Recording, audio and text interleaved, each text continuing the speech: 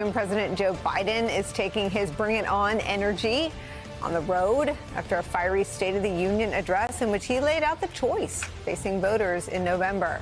He made a stunning indictment of the GOP's decision to turn its back on democracy and freedom both here and abroad, all in service of the disgraced wannabe autocrat who is the Republicans' presumptive presidential nominee.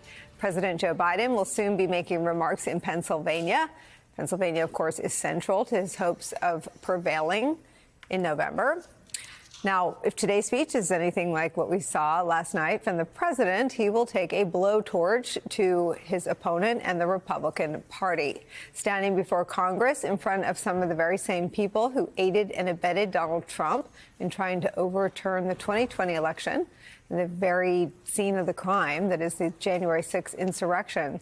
President Biden on Thursday night painted a picture of a Republican Party that has fallen so far that it no longer respects or adheres to the very basic norms of our democracy. Many of you are here on that darkest of days. We all saw with our own eyes the insurrectionists were not patriots. They'd come to stop the peaceful transfer of power, to overturn the will of the people. January 6th lies about the 2020 election and the plots to steal the election posed a gravest threat to U.S. democracy since the Civil War. My predecessor and some of you here seek to bury the truth about January 6th. I will not do that. This is the moment to speak the truth and to bury the lies. Here's the simple truth. You can't love your country only when you win. Remember your oath of office of defending against all threats, foreign and domestic. Respect free and fair elections. Restore trust in our institutions. And make clear political violence has absolutely no place in America, zero place. My lifetime has taught me to embrace freedom and democracy, a future based on core values that have defined America. I see a future where defending democracy, you don't diminish it. I see a future where we restore the right to choose and protect our freedoms, not take them away. And I will always be president for all Americans, because I believe in America. The president speaking about things that used to not make it into speeches like this, right? Because everybody agreed about them. Bipartisan values that have been made partisan by the movement led by Donald Trump. Trump was mentioned in the speech 13 times, referred to simply as my predecessor. But make no mistake, Trump and the threat he poses to our democracy, to progress here at home, to our standing in the world, loomed large over just about every line of this speech. New York Times describing the president's State of the Union this way, quote, unleashed and unyielding, Mr. Biden seemed to relish the showdown. While he boasted of his accomplishments and rattled off the usual litany of policy pronouncements, as presidents usually do, he made no aspiration to lofty rhetorical flourishes. He mentioned only in passing his unity agenda in a speech with almost no unity in it. Instead, he conveyed the impression of a candidate itching for a fight. We will not walk away, Mr. Biden said early in his address. We will not bow down. I will not bow down.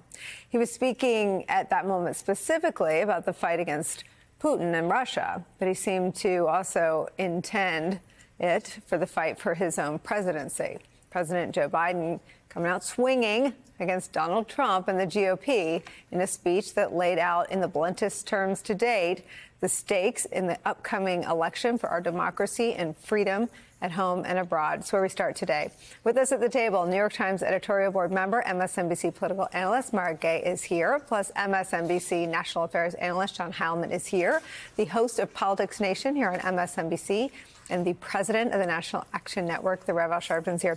So I made a list of the first things he talked about. First thing he mentions is Putin. He mentions NATO. He mentions January 6th. He mentions political violence. And then he mentions abortion. These are all, I think, starting with Putin, it's a 90-10 issue. 90% of Americans do not approve of Putin. NATO, I think last poll I saw had 70 or 80% approval among all Americans. Numbers are much lower in the Republican Party. January 6th, again, among the general public, has high 60s, low 70s in terms of people who don't approve of what they saw on their TVs on January 6th. Political violence is interesting. In the Republican Party, 60% of Republicans, I think, or 50 high 50s, think it can be acceptable in some situations. But as a general issue, it's another like 60 or 70% of Americans who oppose political violence. And he went to abortion, which has some of its highest approval ratings yet, 63 to 70%, depending on how you ask the question. I mean, this was a speech designed to grab back the center of the country and say, this guy over here, you don't want to do that, folks. It's interesting because as unpopular in some ways as Joe Biden is, a lot of the concerns about his age have dominated, the news cycle now for months. But what he did last night was really important because he turned the tables and actually focused on the Democratic agenda compared to the Republican agenda. And the reality is that on the issues, the Democrats are winning on every issue. They have the agenda at the moment that really represents many more Americans. Americans want gun control that's reasonable. Americans don't want to have their rights taken away. They are against the overturning of Roe v. Wade. And so down the line, the Democrats actually have the more popular agenda. And so Joe Biden reminded Americans of that last night, and he really comes off as someone who's empathetic and not a megalomaniac, which is helpful because what he said last night is, hey, this really isn't about me. This is about you. This is about American democracy, and we're going to fight for it, and we're going to fight for the issues that you care about that are going to improve your lives. And I think that actually is a really winning message compared to the doom and the gloom that we saw from Republicans. And even their snickering last night came off as cynical and small. And so I think fired that contrast, up Biden. I mean, even if it hadn't come off badly for them, it just kind of invigorated him. I was so glad they were so interactive because he just fed off it and where I thought, oh God, this is getting long. Whatever they did, it just sort of juiced him for the next part of the speech. We saw a fighter. And I think Americans are looking for a fighter. Yeah. And so I think Democrats had to see that. But the other thing is he needs to be doing this, almost every day. Yeah. I mean, he needs to be out there much more. And there's no reason for him not to be. If this is what he's going to look like, bring it on.